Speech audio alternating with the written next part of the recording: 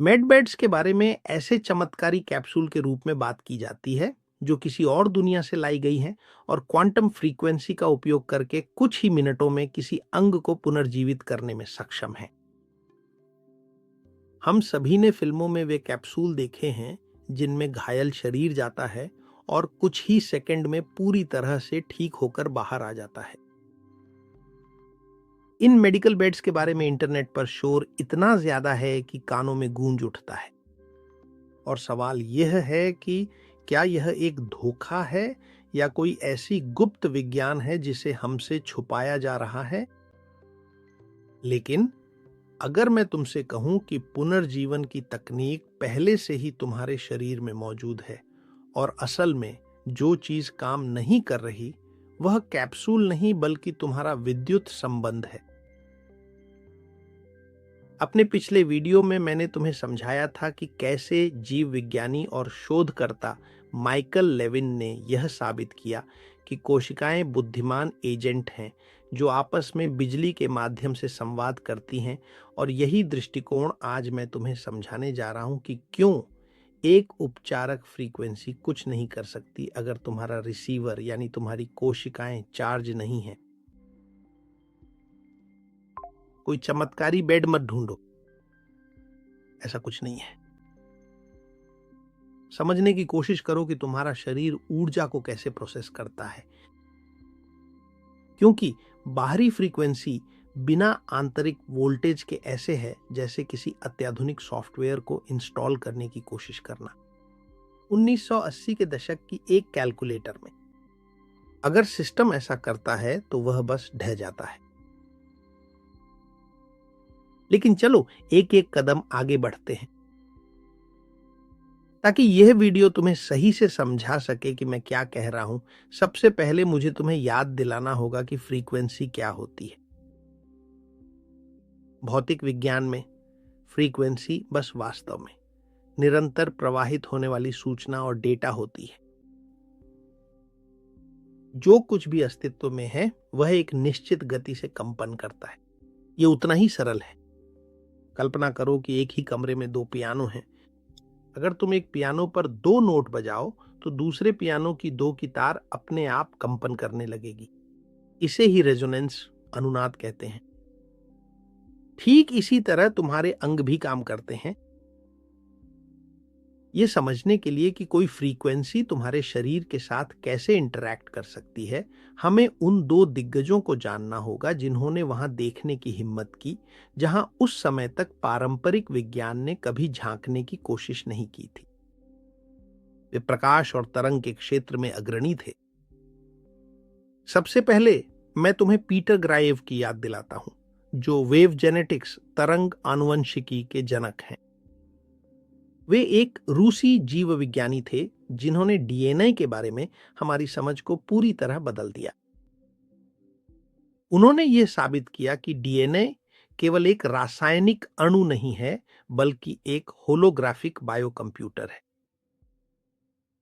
और उनकी सबसे प्रसिद्ध खोज थी फैंटम डीएनए। पीटर ने यह दिखाया कि अगर आप किसी कमरे से भौतिक डीएनए को हटा भी दें तो भी वहां एक ऊर्जात्मक छाप रह जाती है जो प्रकाश के साथ लगातार संपर्क में रहती है। पीटर गारिएव के लिए डीएनए एक भाषाई पाठ की तरह है जो सूक्ष्म विद्युत चुंबकीय तरंगों के माध्यम से बोलता और सुनता है। और अपनी खोजों और प्रमाणों के कारण उन्हें नोबेल पुरस्कार के लिए नामांकित किया गया था। लेकिन कार्यक्रम के आयोजन से ठीक पहले वे रहस्यमय परिस्थितियों में चल बसे। ईश्वर उनकी आत्मा को शांति दे। दूसरे स्थान पर हैं उलरिके ग्रानोर जो क्वांटम बायोलॉजी की महान वास्तुकार हैं। उलरिके एक शोधकर्ता हैं जिन्होंने गारिएव के कार्य को अगले स्तर तक पहुंचाया है और जीव विज्ञान को अत्याधुनिक क्वांटम भौतिकी से जोड़ा है। उन्होंने यह उजागर किया है कि डीएनए की संरचना लिक्विड क्रिस्टल जैसी होती है और इसका मतलब है कि यह पानी की तरह तरल है लेकिन हीरे की तरह पूरी तरह से संगठित है जिससे यह जानकारी को तात्कालिक गति से संचारित कर सकता है। और ऐसा ही है। यही वह बिंदु है जहां सब कुछ समझ में आने लगता है। देखिए, ग्राइएव और ग्रानोर के शोध के कारण आज हम जानते हैं कि आपका और मेरा डीएनए केवल एक रेसिपी बुक नहीं है। हम जानते हैं कि यह एक फ्रैक्टल एंटीना है। और फ्रैक्टल एंटीना का क्या मतलब है? इंजीनियरिंग में एक फ्रैक्टल एंटीना वह होती है जो अपनी जटिल और दोहरावदार ज्यामिति के कारण एक ही समय में और बहुत ही कम जगह में असंख्य विभिन्न आवृत्तियों को पकड़ सकती है। इसकी हेलिक्स जैसी आकृति, जो डीएनए की वह प्रसिद्ध डबल हेलिक्स है जिसे हम सभी जानते हैं, कोई सौंदर्य की सनक नहीं है, प्रकृति की। यह वास्तव में पूरी तरह से एक अत्यंत प्रभावशाली और उत्कृष्ट विद्युत चुंबकीय डिजाइन है। और अपनी मरोड़ के कारण, क्योंकि यह एक प्रवाही क्रिस्टल है, तुम्हारा डीएनए इस तरह से डिजाइन किया गया है कि वह वातावरण की अनगिनत आवृत्तियों को पकड़ और प्रसारित कर सके, सूरज की रोशनी से लेकर रेडियो तरंगों तक।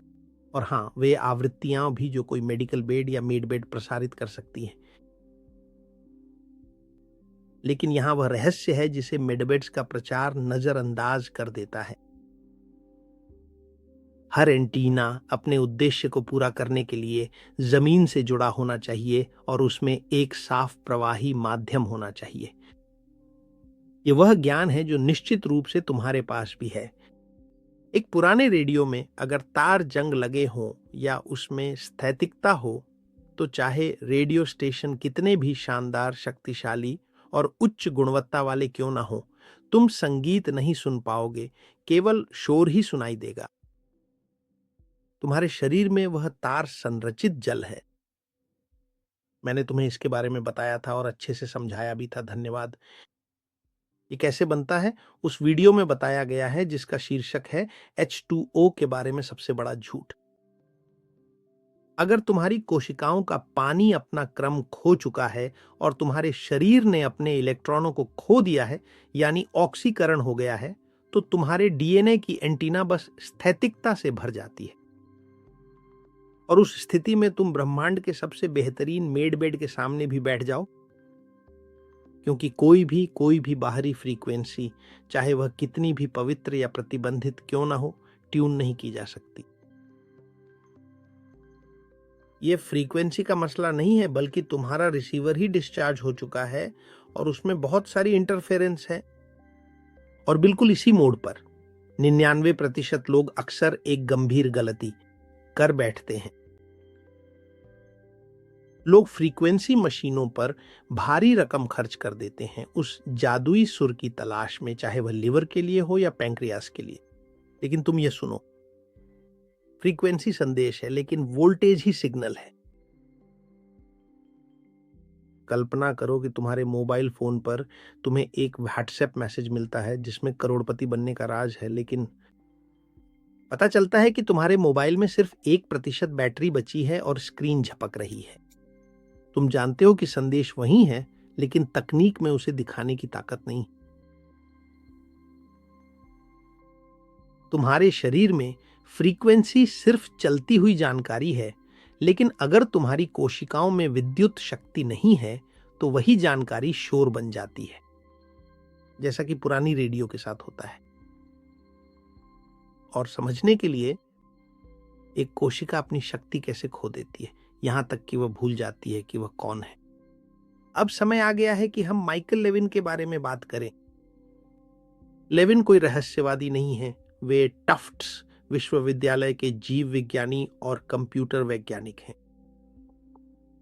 लेविन ने खोजा कि कोशिकाएं सिर्फ मांस के ईंट नहीं हैं, वे बुद्धिमान एजेंट हैं जो डेटा को प्रोसेस करती हैं। और उनकी सबसे बड़ी खोज ये है कि कोशिकाएं वास्तव में एक सामूहिक बुद्धिमत्ता बनाती हैं। वे लगातार एक दूसरे को जानकारी भेजती रहती हैं ताकि यह तय कर सकें कि हम एक गुर्दा हैं या एक हड्डी। और यह निर्णय रसायन विज्ञान से नहीं लिया जाता, बल्कि चाहे यह तुम्हें कितना भी चौंकाए, एक इलेक्ट्रिक ग्रुप चैट में लिया जाता है। इन सब का तुम्हारे पास मेरे पिछले वीडियो में उनकी शोध के बारे में एक और अधिक विस्तृत व्याख्या है। लेकिन वह कौन सी चीज है जो उस ग्रुप चैट को बनाए रखती है? और यहीं पर आता है एक मुख्य विचार, मेम्ब्रेन का वोल्टेज। और इसी विषय में जर्मन फिजियोलॉजिस्ट जूलियस बर्नस्टीन ने 20वीं सदी की शुरुआत में प्रस्तावित किया था कि कोशिकाएं बैटरियों की तरह काम करती हैं। जूलियस बर्नस्टीन पारंपरिक शास्त्रीय शरीर विज्ञान और आधुनिक जैव भौतिकी के बीच एक महत्वपूर्ण सेतु की तरह है। उनकी खोजों के बिना माइकल लेविन के पास काम करने के लिए कोई विद्युत भाषा नहीं होती। वह पहले वैज्ञानिक थे जिन्होंने औपचारिक और गणितीय तरीके से यह प्रस्तावित किया कि कोशिकाओं में केवल बिजली नहीं होती, बल्कि वे असली जीवित बैटरियां हैं। बर्नस्टीन से पहले यह तो पता था कि नसों और मांसपेशियों में बिजली होती है, लेकिन यह समझ नहीं आया था कि वह कहां से आती है। 1902 में बर्नस्टीन ने अपनी मेम्ब्रेन परिकल्पना प्रकाशित की। ये एक मील का पत्थर था जिसने जीव विज्ञान को हमेशा के लिए बदल दिया। और मूल रूप से इसमें 3 हिस्से हैं। पहला, कोशिका को एक संधारित्र कंडेंसर के रूप में देखना। उन्होंने प्रस्तावित किया कि कोशिका झिल्ली एक ऐसी बाधा की तरह काम करती है जो विद्युत आवेशों को अलग करती है। दूसरा, उन्होंने चयनात्मक पारगम्यता का विचार रखा, यानी उन्होंने खोजा कि विश्राम की स्थिति में झिल्ली मुख्य रूप से पोटेशियम आयनों के लिए पारगम्य होती है। और तीसरे, उन्होंने वोल्टेज की उत्पत्ति को समझाया। उन्होंने समझाया कि विश्राम वोल्टेज, जिसे प्रसिद्ध वीएमईएम या झिल्ली वोल्टेज कहा जाता है, इसलिए उत्पन्न होता है क्योंकि पोटेशियम कोशिका से बाहर निकलने की प्रवृत्ति रखता है, जिससे अंदरूनी हिस्से में नकारात्मक आवेश रह जाता है। बर्नस्टीन पहले व्यक्ति थे जिन्होंने तापमान और कोशिकीय विद्युत संभावनाओं के बीच संबंध को मापा और समझाया। और उनके वैज्ञानिक योगदानों ने यह स्थापित किया कि जीवन मूल रूप से अंतर डिफरेंशियल पर आधारित है। आपकी और मेरी सेहत इस बात पर निर्भर करती है कि हम अंदर और बाहर के बीच आवेश का अंतर बनाए रखें। अगर यह अंतर या वोल्टेज गायब हो जाता है तो जीवन समाप्त हो जाता है। उन्होंने नर्न्स्ट बर्नस्टीन समीकरण के बारे में भी बात की। हालांकि वॉल्टर नर्न्स्ट ने रासायनिक गणित दी थी, बर्नस्टीन ने उसे जीव विज्ञान में लागू किया और यह साबित किया कि हम किसी जीवित कोशिका का वोल्टेज उसके आंतरिक खनिजों के आधार पर अनुमानित कर सकते हैं। देखिए, जूलियस बर्नस्टीन ने 1902 में जो खोज की थी वह असल में हार्डवेयर था। उन्होंने हमें दिखाया कि आपकी और मेरी हर एक कोशिका असल में एक भौतिक बैटरी है जो आवेशों को अलग करके एक वोल्टेज उत्पन्न करती है, जिसे झिल्ली वोल्टेज कहते हैं। बर्नस्टीन ने हमें इंजन दिया, लेकिन ध्यान दीजिए, 1 सदी तक विज्ञान बस यहीं अटका रहा, यह सोचते हुए कि वह वोल्टेज तो बस जीवन का एक तरह का उप उत्पाद है, एक चिंगारी जो असल में कोई मायने नहीं रखती। और यह सब ऐसे ही चलता रहा जब तक कि माइकल लेविन नहीं आए। लेविन ने बर्नस्टीन की विरासत को आगे बढ़ाया और एक ऐसा सवाल पूछा जिसने सब कुछ बदल दिया। अगर एक जीवित कोशिका वास्तव में एक बैटरी की तरह है, तो क्या यह वोल्टेज असल में संवाद करने की एक जटिल भाषा नहीं हो सकता? और यहीं से हम भौतिक विज्ञान के सिद्धांतों से लेकर जैविक गणना की अद्भुत दुनिया की ओर अपने कदम आगे बढ़ाते हैं। अगर बर्नस्टीन ने बैटरी, इंजन, हार्डवेयर की खोज की थी, तो लेविन ने सॉफ्टवेयर की खोज की। उन्होंने यह साबित किया, धन्यवाद, कि झिल्ली का वोल्टेज सिर्फ ऊर्जा नहीं है, बल्कि असल में यह एक सूचना कोड है। यह ऑपरेटिंग सिस्टम है जो ईंटों यानी डीएनए को बताता है कि उन्हें कौन सी संरचना बनानी है। आपकी हर एक कोशिका की एक त्वचा होती है जिसे झिल्ली कहते हैं, और यह त्वचा या झिल्ली बाहरी और भीतरी विद्युत आवेशों को अलग करती है। ये विभवांतर ही झिल्ली का वोल्टेज कहलाता है। इसे सरल तरीके से समझाने के लिए, जैसा कि मैंने बताया, बर्नस्टीन ने हार्डवेयर यानी बैटरी की खोज की, जबकि लेविन ने सॉफ्टवेयर यानी उस बैटरी का उपयोग करने वाली बुद्धिमत्ता की खोज की। बर्नस्टीन भौतिक कैसे को समझाते हैं और लेविन किस लिए? जैविक। जब वोल्टेज लगभग -90 मिलीवोल्ट होता है तो सॉफ्टवेयर पूरी क्षमता से काम करता है और यह वास्तव में वही विद्युत दबाव है जो कोशिका को जीवित रहने की अनुमति देता है। उस वोल्टेज के बिना कोशिका एक बंद, मौन और मृत प्रणाली बन जाती है। और जब हम -90 मिलीवोल्ट की बात करते हैं तो हम एक पूरी तरह से चार्ज बैटरी की बात कर रहे हैं जो संचार के लिए तैयार है। और जब वोल्टेज ऊंचा होता है यानी लगभग -90 मिलीवोल्ट, तो कुछ द्वार खुले रहते हैं जिन्हें गैप जंक्शंस कहा जाता है, जो भौतिक सुरंगें हैं जो एक कोशिका को दूसरी से जोड़ती हैं। मैंने तुम्हें इनके बारे में अपने पिछले वीडियो में बताया है। तो इन सुरंगों के माध्यम से कोशिकाएं आयन और सूचना की अणुओं को आपस में साझा करती हैं। ये वही है जो मैंने पहले कहा था, जैसे कि उनके बीच एक ग्रुप चैट खुल गया हो जिसमें वे सभी आपस में बात कर रही हों। और अगर वोल्टेज सही है तो दरवाजे खुले रहते हैं और नेटवर्क पूरी तरह से सामंजस्य के साथ काम करता है। लेकिन अगर वोल्टेज गिर जाता है तो सॉफ्टवेयर खराब हो जाता है, दरवाजे बंद हो जाते हैं और कोशिका अलग थलग पड़ जाती है, या जैसा कि हम आजकल कहते हैं एयरप्लेन मोड में चली जाती है। और यहीं से बीमारी की शुरुआत होती है। यही वह सटीक क्षण है जब बिजली गिरती है, जिसमें हम स्वास्थ्य के सबसे खतरनाक क्षेत्र में प्रवेश करते हैं, जिसे इलेक्ट्रिकल एमनेशिया कहा जाता है। यहीं पर माइकल लेविन हमें मेडबेड्स के धोखे को समझने की कुंजी देते हैं। माइकल लेविन का प्रस्ताव है कि कोशिकाएं केवल एक इंजन के पुर्जे नहीं हैं जिन्हें एक एक करके ठीक किया जा सकता है।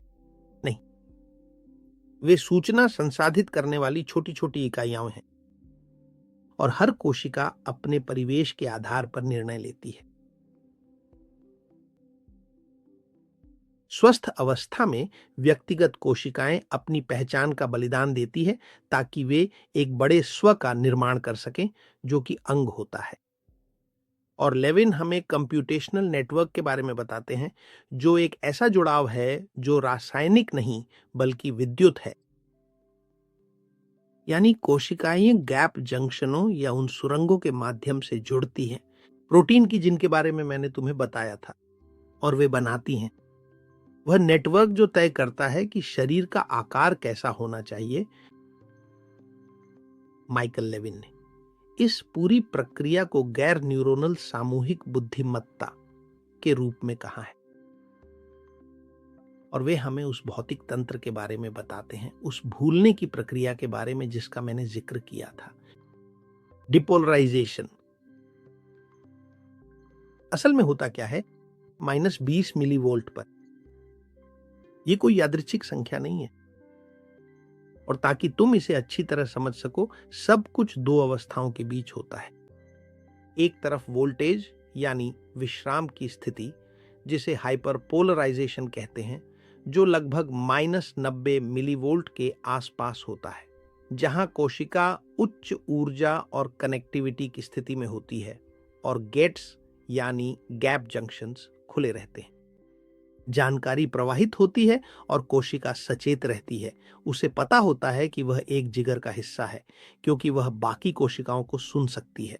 लेकिन फिर दूसरी अवस्था होती है जो पतन या डिपोलराइजेशन की होती है, और यह तब होता है जब वोल्टेज शून्य के करीब पहुंचने लगता है। उदाहरण के लिए -20 मिलीवोल्ट तक बढ़ जाता है, और वहां गैप जंक्शंस जो करती हैं वो ये है कि वे शारीरिक रूप से बंद हो जाती हैं। और इसका परिणाम क्या होता है? कोशिका अलग थलग पड़ जाती है। नेटवर्क से संकेत न मिलने के कारण उसका गणनात्मक क्षितिज बस सिमट जाता है। अब उसे यह नहीं पता कि वह एक जटिल जीव का हिस्सा है, और वह केवल अपनी सबसे आदिम और पुरानी निर्देश को याद रखती है, हर हाल में जीवित रहना और बढ़ना। ये तुम्हें जाना पहचाना लग रहा है ना? ये मूल रूप से कैंसर है। एक कोशिका जो एक प्राचीन एक कोशिकीय अवस्था में लौट गई है, लेकिन केवल विद्युत अलगाव के कारण। लेविन ने कुछ क्रांतिकारी साबित किया है। डीएनए में सामग्री की सूची होती है, लेकिन घर का नक्शा बायोइलेक्ट्रिक फील्ड में होता है। और सवाल है, क्या क्या वाकई बायोइलेक्ट्रिक फील्ड ही है?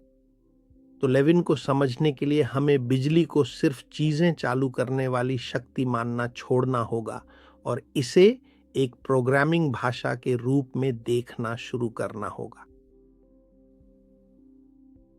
आप निश्चित रूप से हैरान हैं। लेविन के काम में मुख्य बिंदु यह है कि एक असली वोल्टेज का नक्शा होता है जो भौतिक रूप से पहले मौजूद होता है, और अगर आप इलेक्ट्रिक मैप बदलते हैं तो शरीर का आकार बदल जाता है, भले ही डीएनए वही रहे। और उन्होंने इसे 2 सिर वाली प्लानारिया के साथ साबित किया। बायोइलेक्ट्रिक फील्ड शरीर के चारों ओर कोई ऊर्जा की बादल नहीं है। ये एक ऊतक में मेम्ब्रेन पोटेंशियल्स का स्थानिक वितरण है।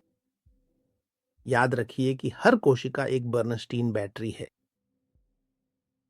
ये वही है जो मैंने आपको अभी कुछ समय पहले बताया था।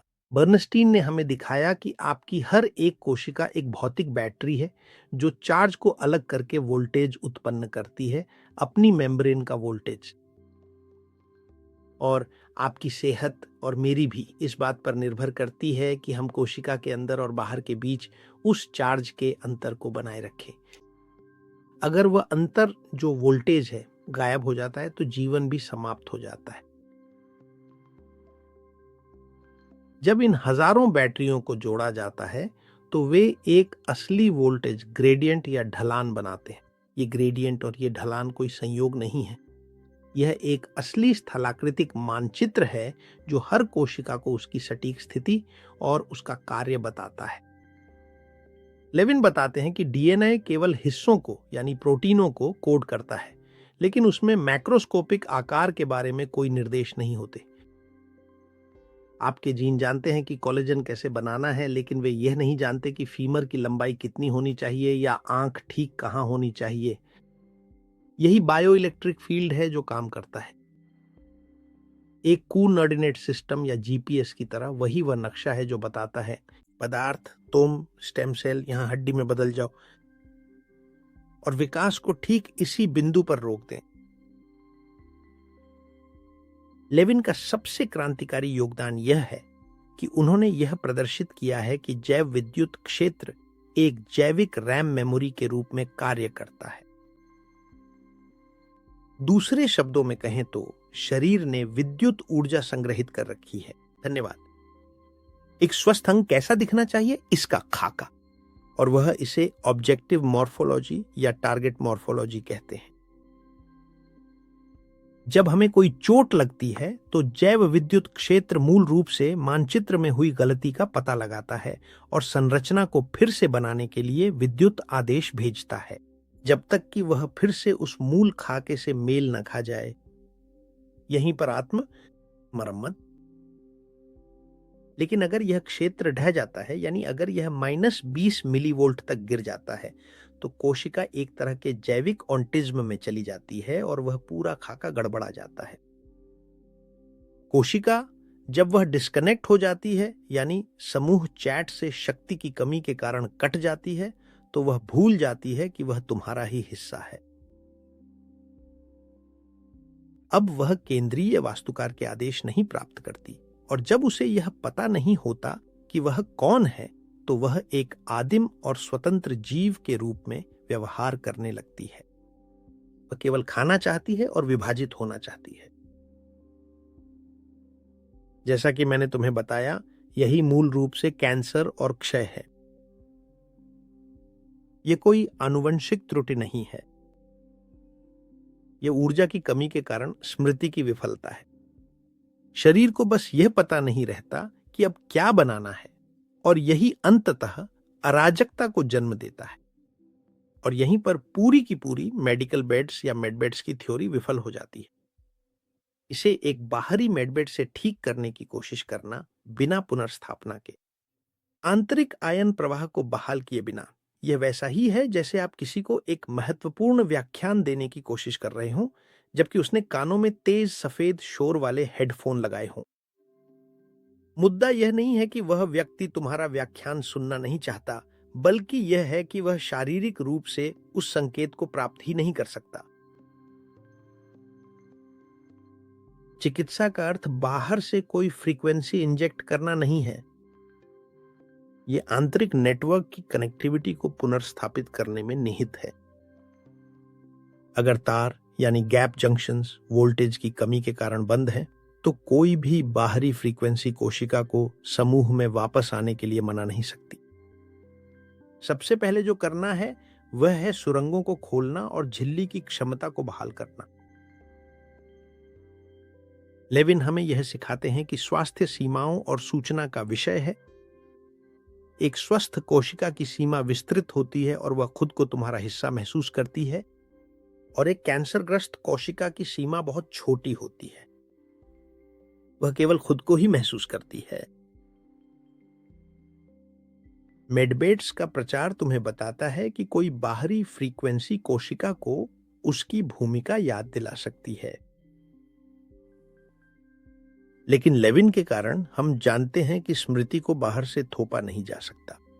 स्मृति इस बात पर निर्भर करती है कि कोशिका अपने स्वयं के विद्युत क्षेत्र को बनाए रखने में कितनी सक्षम है। लगभग -90 मिलीवोल्ट्स को बनाए रखना कोई निष्क्रिय प्रक्रिया नहीं है। इसके लिए लगातार चयापचय प्रयास की आवश्यकता होती है ताकि पंपिंग चलती रहे आयनों की। अगर तुम्हारा जैविक हार्डवेयर भूलने की स्थिति में है क्योंकि उसमें इलेक्ट्रॉन्स नहीं हैं या उसके तार यानी टाइट जंक्शंस लीक कर रहे हैं, तो कोई भी फ्रीक्वेंसी तुम्हें नहीं बचा सकती। इन जंक्शनों के बारे में फिर से सोचो। टाइट जंक्शंस ही सीलिंग का काम करती हैं, तुम्हारे इंटरसेल्युलर सर्किट्स की। अगर तुम्हें सूजन है तो तुम्हारे तारों से करंट लीक हो रहा है। बिजली के रिसाव वाले शरीर को बाहरी फ्रीक्वेंसी से ठीक करने की कोशिश करना ऐसा है जैसे किसी भूलने वाले व्यक्ति को मेगाफोन से चिल्लाकर याद दिलाने की कोशिश करना। सोचो ये कितना हास्यास्पद है। अगर उसकी प्रोसेसिंग प्रणाली खराब है तो चाहे तुम कितना भी चिल्लाओ, चाहे उसके कान में कितना भी बड़ा माइक्रोफोन लगा दो, संदेश अंदर नहीं जाएगा। लेविन ने साबित किया कि किसी ऊतक को पुनर्जीवित करने के लिए तुम्हें किसी जादुई फ्रीक्वेंसी बॉक्स की जरूरत नहीं है। तुम्हें जो चाहिए वह है आयनों के प्रवाह को इस तरह नियंत्रित करना कि खुद कोशिका अपना वोल्टेज वापस पा सके। हर कोशिका की झिल्ली में हजारों प्रोटीन होती हैं जिन्हें आयन चैनल कहा जाता है। तुम इन्हें ऐसे सोचो जैसे ये छोटी छोटी दरवाजे हों और हर एक में एक सुरक्षा सेंसर लगा हो। कुछ केवल सोडियम को अंदर जाने देती हैं, कुछ पोटेशियम को और कुछ क्लोरीन को। और लेविन ऐसे रासायनिक पदार्थों का उपयोग करते हैं जिन्हें आयनोफोर या ब्लॉकर दवाएं कहा जाता है, जो किसी बीमारी को ठीक करने के लिए दवाएं नहीं हैं, बल्कि ये सिर्फ तुम्हारे शरीर के लिए प्रोग्रामिंग टूल्स हैं। अगर वह चाहता है कि एक त्वचा की कोशिका न्यूरॉन में बदल जाए तो वह डीएनए से अनुमति नहीं मांगता। वह बस एक ऐसी दवा का उपयोग करता है जो उस कोशिका के पोटेशियम चैनल खोल देती है। पोटेशियम के बाहर निकलने पर आंतरिक वोल्टेज बदल जाता है और यह और अधिक नकारात्मक हो जाता है।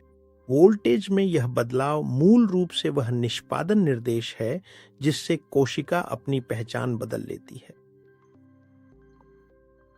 और केवल जब वह अपनी शक्ति वापस पाता है तभी वह अपनी स्मृति वापस पाता है। चिकित्सा एक संप्रभुता का कार्य है। यह चेतना को पुनः प्राप्त करना है, आंतरिक विद्युत चेतना। यह बाहरी आवृत्तियों की बमबारी का इंतजार करना नहीं है। अपने उन प्रयोगों में जिनमें उन्होंने मेंढकों की पूरी टांगें पुनर्जीवित की, लेविन ने कोई क्वांटम चैम्बर का इस्तेमाल नहीं किया। उन्होंने जो इस्तेमाल किया वह था जिसे वे वेयरेबल बायो रिएक्टर कहते हैं। ये मूल रूप से सिलिकॉन का एक छोटा सा पैच है जिसे घाव पर लगाया जाता है और पैच के अंदर एक हाइड्रोजेल होता है जो विशिष्ट आयनों और उन दवाओं से भरा होता है जो आयन चैनलों को नियंत्रित करती हैं। यह पैच एक सूक्ष्म विद्युत वातावरण बनाता है जो घाव की कोशिकाओं को मजबूर करता है कि वे 24 घंटे तक भ्रूण के समान पुनर्जीवन वोल्टेज बनाए रखें। और ये 24 घंटे की इलेक्ट्रिकल हैकिंग शरीर के लिए इतना काफी है कि वह पैर बनाने का सॉफ्टवेयर सक्रिय कर दे और फिर महीनों तक काम करता रहे जब तक कि वह पूरा ना हो जाए। जैसा कि हमने पहले देखा, स्वास्थ्य की कुंजी यह है कि कोशिकाएं उस ग्रुप चैट से जुड़ी रहती हैं जिसके बारे में मैंने बताया था। और वे दवाएं जो लेविन इस्तेमाल करते हैं वे गैप जंक्शनों यानी संचार सुरंगों को खुला रहने के लिए मजबूर करती हैं। जब सुरंगों को जबरदस्ती खोला जाता है तो एक कैंसरग्रस्त कोशिका जो इलेक्ट्रिकल भूलने की स्थिति में थी वह अपनी स्वस्थ पड़ोसी कोशिकाओं की विद्युत जानकारी से भर जाती है और समूह उस विद्रोही कोशिका को फिर से टीम का हिस्सा बनने के लिए मना लेता है।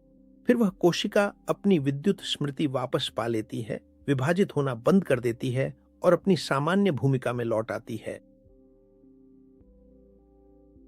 माइकल लेविन जो बना रहे हैं वह केवल कुछ अलग अलग प्रयोगों की श्रृंखला नहीं है, बल्कि यह एक असली जैविक कंप्यूटिंग प्लेटफॉर्म है। हमें दवाओं को केवल रसायन के रूप में देखना बंद करना होगा जो चीजों को मारती हैं और इसे एक ऐसी सूचना के रूप में देखना शुरू करना होगा जो प्रणालियों को फिर से प्रोग्राम करती है। और यह बात दिन ब दिन और स्पष्ट होती जा रही है कि यही रास्ता है, लेकिन जाहिर है अब इसे प्रयोगशाला से असली दुनिया में लाना होगा। और लेविन किस पर काम कर रहे हैं? लेविन, हम किस तरह से हमला करने का इरादा रखते हैं शरीर के किसी भी हिस्से पर? तो लेविन का जवाब पूरी तरह से साइबरनेटिक है। वह दवा दर दवा आजमा कर यह नहीं देखते कि क्या होता है, वह आर्टिफिशियल इंटेलिजेंस और मॉडलिंग का इस्तेमाल करते हैं, कंप्यूटेशनल। उन्होंने एक ऐसा सॉफ्टवेयर विकसित किया है जो ऊतकों के विद्युत नेटवर्क का अनुकरण करता है। और अगर आप एक लीवर को पुनर्जीवित करना चाहते हैं तो आप जीन से अनुमति नहीं मांगते, आप इसे सिम्युलेटर से पूछते हैं और कहते हैं कौन से आयन चैनल मुझे खोलने या बंद करने चाहिए ताकि उस बीमार ऊतक की झिल्ली का वोल्टेज मैप फिर से एक स्वस्थ लीवर जैसा हो जाए। और सॉफ्टवेयर आपको बिल्कुल सही बताता है कि आपको किस संयोजन के मॉड्यूलेटर की जरूरत है। इसका मतलब यह है कि भविष्य में, और उम्मीद है कि जल्द ही, उपचार को सामान्य गोली नहीं होगी बल्कि एक विशेष रूप से तैयार किया गया प्रोग्रामिंग कॉकटेल होगा जो आपके विशिष्ट बायो इलेक्ट्रिक मानचित्र को बहाल करने के लिए बनाया गया होगा। और जब लेविन ड्रग्स की बात करता है तो उसका मतलब, धन्यवाद, विदेशी प्रायोगिक पदार्थों के लिए नहीं, ये बहुत सरल है। यह है बड़ा रहस्य। इनमें से अधिकांश दवाएं पहले से ही मौजूद हैं और वास्तव में वे आपकी फार्मेसी में उपलब्ध हैं आज ही। हम आयन चैनलों के मॉड्यूलेटरों की बात कर रहे हैं। ये वे अणु हैं जो दरवाजों के लिए चाबी की तरह काम करते हैं, कोशिका की विद्युत प्रणाली के लिए।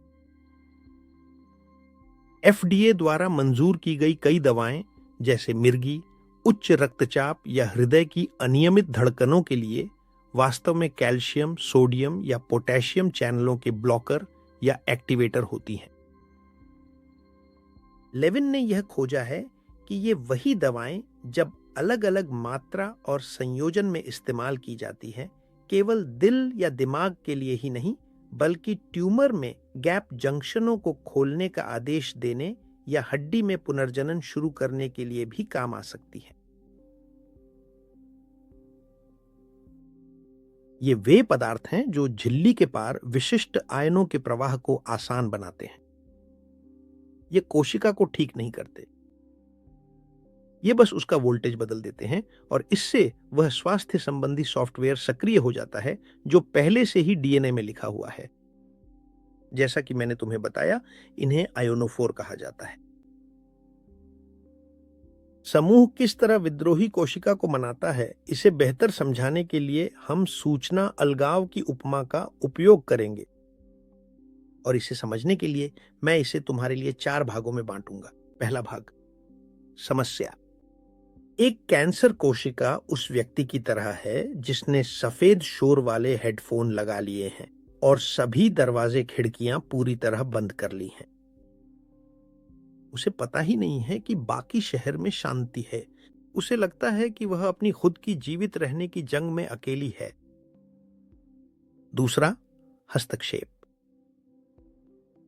लेविन की दवाएं, जो कि जैसा मैंने बताया मॉड्यूलेटर हैं, वे कोशिका को नहीं मारती जैसा कि कीमोथेरेपी करती है।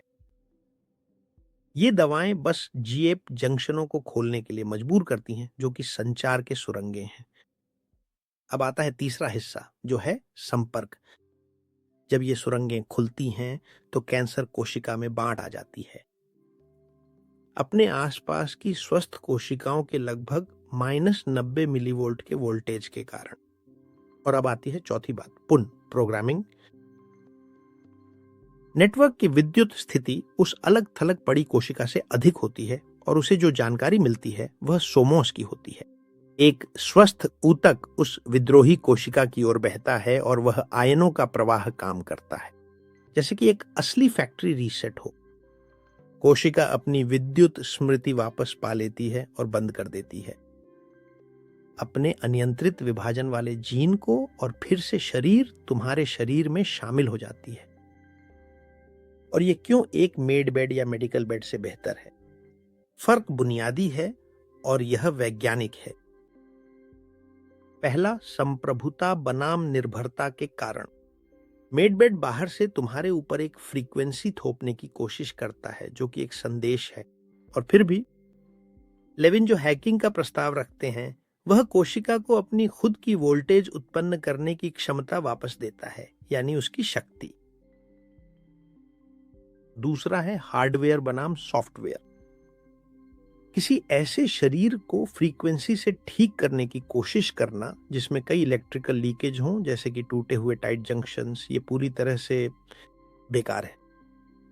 लेविन जो वह सबसे पहले करते हैं वह है तारों की मरम्मत करना, आयनों को नियंत्रित करके, ताकि सिस्टम सिग्नल को बनाए रखने में सक्षम हो सके।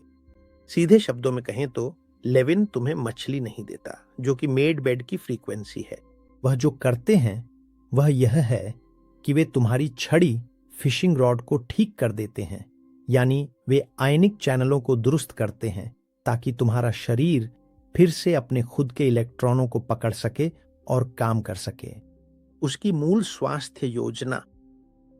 चिकित्सा एक आंतरिक विद्युत चेतना की पुनर्प्राप्ति की क्रिया है, न कि किसी बाहरी बमबारी की, बाहरी आवृत्तियों से।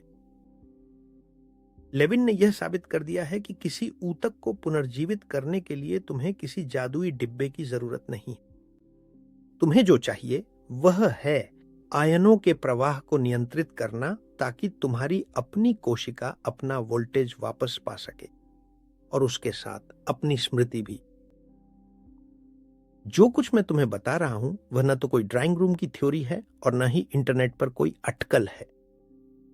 माइकल लेविन ने दुनिया की सबसे प्रतिष्ठित पत्रिकाओं जैसे नेचर, सेल और पीएनएस में 400 से अधिक सहकर्मी समीक्षित वैज्ञानिक लेख प्रकाशित किए हैं। उनके प्रयोगों ने वैज्ञानिक समुदाय को पूरी तरह से स्तब्ध कर दिया है। उन्होंने केवल उस क्षेत्र की कोशिकाओं के विद्युत मानचित्र को बदलकर एक मेंढक की आंत में कार्यशील आंखें उगा दी हैं। उन कोशिकाओं का डीएनए कहता था आंत, लेकिन विद्युत कमांड ने कहा आंख, और हार्डवेयर ने उसका पालन किया। जैसा कि मैंने अपनी पिछली वीडियो में बताया था, उन्होंने एक कीड़े के आकार की स्मृति को फिर से प्रोग्राम कर दिया ताकि वह हमेशा 2 सिर के साथ जन्मे। और ऐसा करके उन्होंने यह साबित कर दिया कि आप एक भी जीन को छुए बिना शरीर की बनावट बदल सकते हैं। उन्होंने मूल रूप से दुनिया की पहली जीवित मशीनें बनाई हैं, मेंढक की कोशिकाओं का उपयोग करके। मेंढक की त्वचा की कोशिकाएं, जिन्हें जब उनके सामान्य विद्युत संदर्भ से मुक्त किया गया तो वे स्वयं को संगठित कर ऐसे जीवों का निर्माण करती हैं जो चलते हैं और अपने परिवेश को साफ करते हैं।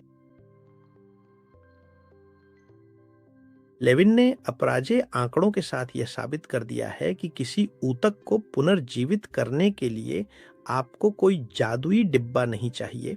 आपको जो चाहिए वह है होना। आयन प्रवाह के प्रोग्रामर। चिकित्सा कोई चमत्कार नहीं है जो आपको किसी गुप्त ठिकाने पर मिलेगा। यह एक जैविक कंप्यूटिंग तकनीक है जो आपके स्वास्थ्य की स्मृति को पुनः प्राप्त करती है। लेकिन ताकि लेविन का यह सॉफ्टवेयर चल सके, हमें आपके शरीर के कैथेड्रल की तारों की आवश्यकता है। धन्यवाद। वे अत्यंत उच्च गुणवत्ता के होने चाहिए। और यहीं हम इस पदार्थ के सबसे गहन और मौलिक आधार में प्रवेश करते हैं, और वास्तव में वहीं हमें रुकना भी चाहिए। सवाल यह है कि वह सॉफ्टवेयर किस पर चलता है। कोई भी प्रोग्रामर आपको बताएगा कि दुनिया का सबसे बेहतरीन कोड भी पूरी तरह बेकार है अगर हार्डवेयर यानी भौतिक सर्किट टूटे हुए हों या मौजूद ही ना हो। और लेविन हमें बताते हैं कि हमें आयनों के प्रवाह को नियंत्रित करना चाहिए, लेकिन मैं आपको आयनों के बारे में बता रहा हूं। आयन क्या है? आयन कोई अमूर्त इकाई नहीं है। यह एक खनिज का परमाणु होता है, जैसे पोटेशियम, सोडियम या मैग्नीशियम, जिसने एक इलेक्ट्रॉन खो दिया है या पा लिया है, और इसलिए उसमें विद्युत आवेश होता है। यानी कैथेड्रल के तार, उस जैविक कंप्यूटिंग के प्रोसेसर, वे खनिज हैं जो आपके शरीर में मौजूद हैं। अगर आपके पास खनिज नहीं है तो आपके पास आयन नहीं है। अगर आपके पास आयन नहीं है तो कोई विद्युत प्रवाह नहीं होता, और अगर प्रवाह नहीं है तो लेविन का सॉफ्टवेयर यात्रा करने के लिए कोई तार ही नहीं पाता। और यहीं पर मेगाबिट्स का वादा पूरी तरह से बिखर जाता है। और यहीं हम उस सवाल पर पहुंचते हैं जो शायद बहुत कम लोग पूछते हैं। रेडियो वेव या इंफ्रारेड लाइट एक नए त्वचा के टुकड़े में कैसे बदल जाती है? नहीं तो यह जादू सिग्नल ट्रांसडक्शन कहलाता है। और इसी सिग्नल ट्रांसडक्शन के माध्यम से एक रेडियो वेव या इंफ्रारेड लाइट एक टुकड़े में बदल जाती है, नई त्वचा का टुकड़ा। कल्पना करो कि तुम एक कॉन्सर्ट में हो। संगीतकार एक तार बजाता है जो एक फ्रीक्वेंसी है, लेकिन अगर वहां माइक्रोफोन और स्पीकर नहीं है जो उस कंपन को बिजली में और फिर दोबारा ध्वनि में बदलें, तो तुम कुछ भी नहीं सुन पाओगे। तुम्हारे शरीर में माइक्रोफोन खनिज होते हैं, यानी तुम्हें मैग्नीशियम या पोटेशियम जैसे वे पाउडर जो तुम कभी कभी फार्मेसी से खरीदते हो। बायोफिजिक्स में मैग्नीशियम और पोटेशियम धातुएं हैं। ये कंडक्टर हैं, ये सिग्नल के ट्रांसडक्टर हैं। मैग्नीशियम एक तरह से इग्निशन की चाबी है। सोडियम पोटेशियम पंप जो है, वही जो वास्तव में तुम्हारे लगभग -90 मिलीवोल्ट को बनाए रखती है, वह ऊर्जा से चलती है, यानी एटीपी से। लेकिन अगर उसमें मैग्नीशियम ना हो तो एटीपी एक डिस्चार्ज बैटरी की तरह है। मैग्नीशियम वह महत्वपूर्ण धातु है जो शरीर की ऊर्जा को अनलॉक करने का काम करती है। इसके बिना पंप रुक जाता है, वोल्टेज गिर जाता है और तुम्हारे डीएनए की एंटीना बिजली के बिना रह जाती है। दूसरे शब्दों में कहें तो अगर मैग्नीशियम मौजूद नहीं है तो बर्नस्टीन की बैटरी, जिसके बारे में मैंने तुम्हें बताया था, वह चार्ज नहीं होती और लेविन का सॉफ्टवेयर बिना करंट के रह जाता है। अब बात करते हैं पोटेशियम की। पोटेशियम एंटीना के तरल की तरह है। यह इस बात का जिम्मेदार है कि विद्युत संकेत सेल के अंदर यात्रा कर सके। अगर मैग्नीशियम मोटर है तो पोटेशियम हाई फिडेलिटी वायरिंग है। ये वही आयन है जो उन सुरंगों या गैप जंक्शनों के माध्यम से बहता है जिन्हें हमने पहले देखा था। और यही वह है जो हम एक स्वस्थ लिवर हैं का संदेश एक सेल से दूसरी सेल तक ले जाता है। इन धातुओं के बिना अपनी सही आयनिक अवस्था में कोई भी बाहरी फ्रीक्वेंसी, चाहे वह मेड बेड से आए या खुद सूरज से, बस एक दीवार से टकरा रही है। जीवित कोशिकाएं उस विशिष्ट तरंग को उचित उपचारात्मक निर्देशों में बदलने में असमर्थ हो जाती हैं। लेकिन यहां अभी भी पहेली का एक टुकड़ा बाकी है। जो कुछ मैंने तुम्हें बताया है उसमें हमारे पास माइक्रोफोन है जो खनिज है, और हमारे पास संदेश है जो फ्रीक्वेंसी है। लेकिन हमें अभी भी एक ऐसा ट्रांसमिशन माध्यम चाहिए जो अल्ट्रा एफिशिएंट हो, और वो है पानी। लेकिन कोई भी पानी नहीं, बल्कि संरचित पानी या एक्सक्लूजन फेज H3O2, जिसके बारे में मैंने तुम्हें अपने वीडियो में विस्तार से बताया था। H2O का झूठ। डॉक्टर जेराल्ड पोलैक जैसे शोधकर्ताओं की बदौलत आज हम जानते हैं कि तुम्हारी कोशिकाओं के अंदर का पानी यह एक सामान्य तरल की तरह व्यवहार नहीं करता, यह एक तरल क्रिस्टल की तरह व्यवहार करता है। और यह अवस्था पानी को प्रोटॉन और इलेक्ट्रॉन का सुपरकंडक्टर बना देती है। अगर आपके शरीर का पानी कृत्रिम विद्युत चुंबकत्व, तनाव या खराब आहार के कारण अव्यवस्थित है, तो यह जैसे आप मिट्टी की केबल के जरिए फाइबर ऑप्टिक ट्रांसमिट करने की कोशिश कर रहे हो, सिग्नल बिखर जाता है।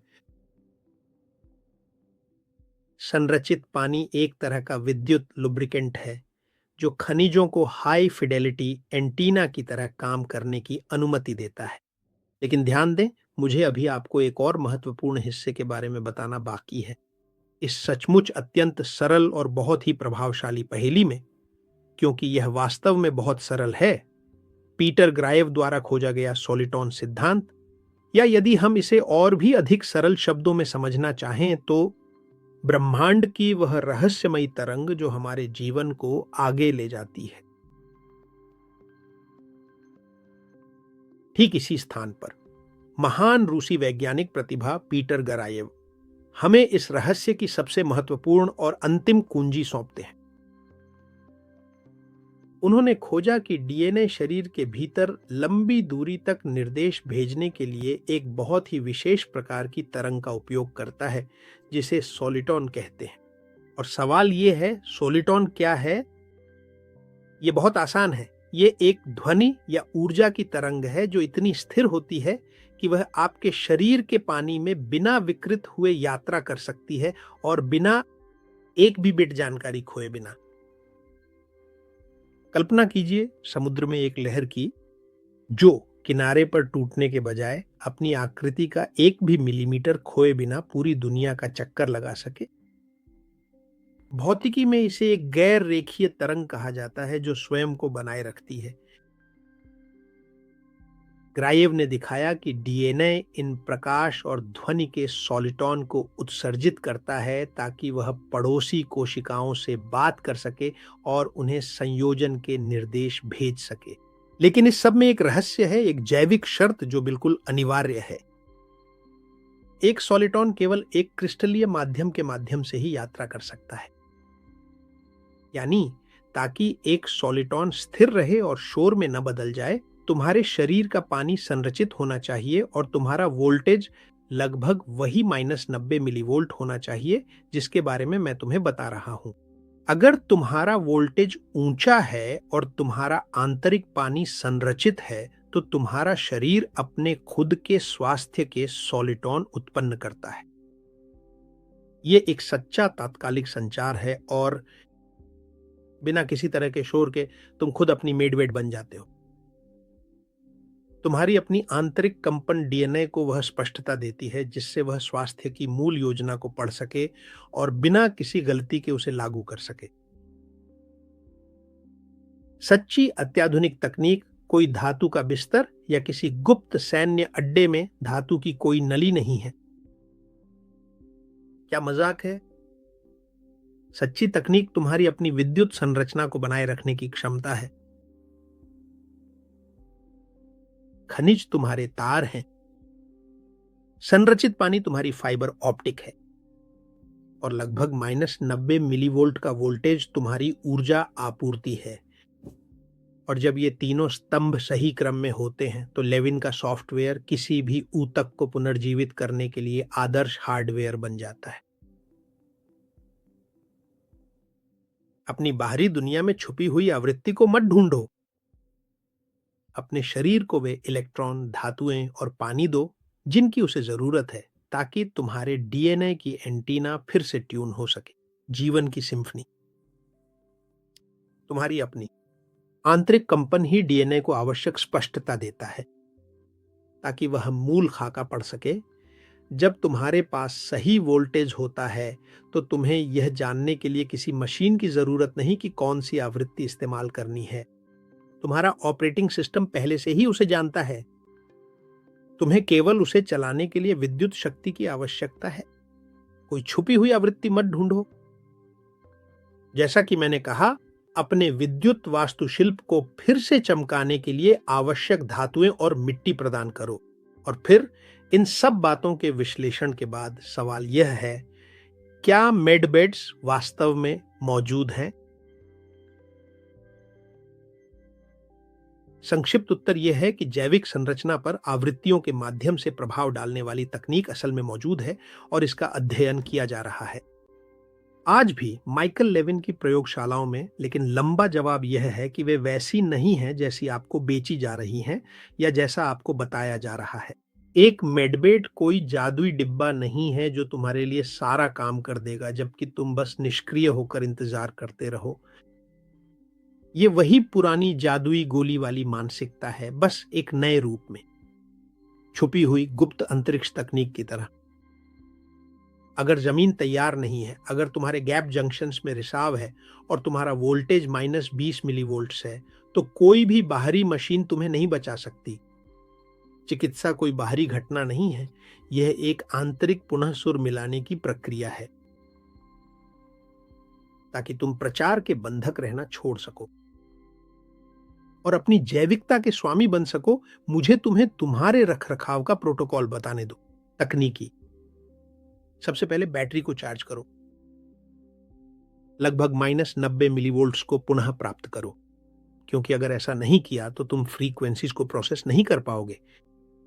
दूसरा, अर्थिंग का उपयोग करो, जमीन से जुड़ो ताकि इलेक्ट्रॉन्स को अवशोषित कर सको और सूरज की इंफ्रारेड रोशनी को खोजो ताकि अपने पानी को संरचित कर सको। तीसरा, तारों की मरम्मत करो, धातुओं यानी कंडक्टर्स की आपूर्ति करो। याद रखो, अगर बायोडिस्पोनेबल मैग्नीशियम और पोटेशियम नहीं है तो तुम्हारे ट्रांसड्यूसर टूटे हुए हैं।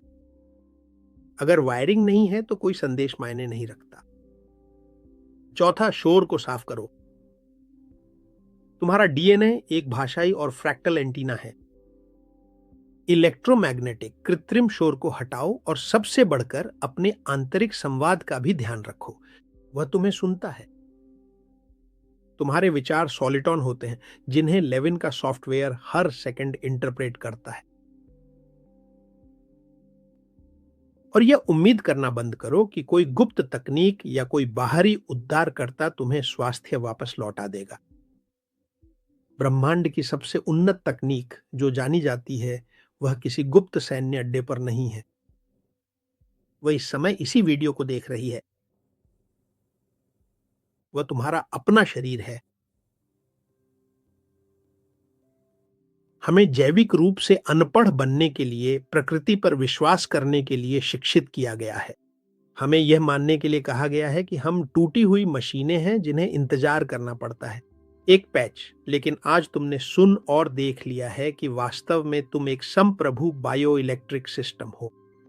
और अगर तुम इलेक्ट्रॉनों की आपूर्ति करते हो, अपने पानी को व्यवस्थित रखते हो और अपना वोल्टेज बनाए रखते हो, अपनी खुद की एंटीना, ये अपने आप और स्वाभाविक रूप से स्वास्थ्य को ट्यून कर देगा, क्योंकि इस कैथेड्रल के पुनर्निर्माण में नक्शा है प्रकाश, सीमेंट है वोल्टेज और मुख्य इंजीनियर वह तुम हो। अगर यह वीडियो तुम्हें उपयोगी लगा है और तुम्हें लगता है कि यह दूसरों के लिए भी मददगार हो सकता है, तो अगर तुम इसे साझा करोगे तो तुम मेरी खास मदद करोगे। मेरा उद्देश्य, जैसा कि मैंने तुम्हें पहले भी बताया है, यह है कि सामग्री और ज्ञान, और इसमें तुम बहुत बड़ी मदद कर सकते हो। बहुत बहुत धन्यवाद। और जैसा कि मैं हमेशा कहता हूं, आगे बढ़ो, हमेशा आगे बढ़ो। और मैं तुम्हारे कमेंट्स पढ़ता हूं,